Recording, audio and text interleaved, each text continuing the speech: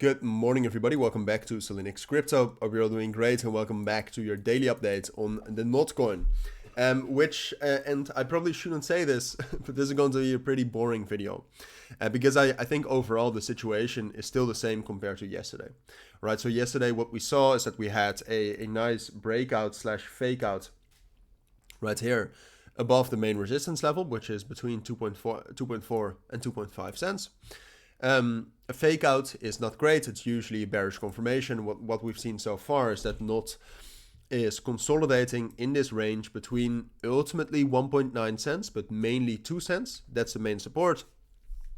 And then at the top, we have 2.4 and 2.5 cents. So from the bottom of the top, that's a 30% range, which we are in.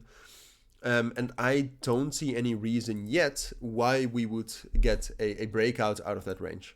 All right, we'll talk about the different possibilities. We'll talk about some things you need to watch out for, because I know a lot of people have been super bullish on NOT, which it's not wrong. All right, because if you look at NOT and you think about it, and we've already talked about this very often.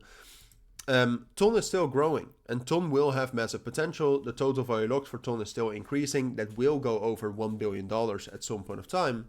So then it's quite logical to assume that the biggest meme coin on TON, which is NOT, is going to perform well and has potential. So that's true, but that was also true a week ago. And a week ago, we actually started rallying. And now we have rallied a lot, and we're at a $2.2 billion market cap. That's not nothing, all right? So we have already, well, that is nothing, but you know what I mean. So we have already done something. So yes, NOTCOIN still has potential, but there is a real possibility that we actually do turn bearish from here. What you see, for example, and I do want to clear up, I am fundamentally bullish on NOT, but I'm not going to buy a coin that doesn't look good on the short term. All right, when you're bullish fundamentally on a coin, you still need to zoom into the short term to find good opportunities, and that's what we're doing here. And if you look at the volume is dropping down, which is a sign of losing momentum, and then the actual momentum, which is the open interest right here, is actually, well, not necessarily dropping down, but it's also not going up anymore. Spot CVD is still slightly bullish, so that's relatively bullish, I would say. But the lack of momentum, you can see how much the momentum grew during all of the rallies. Like, this needs to be bullish. This needs to go up if we want to see new highs.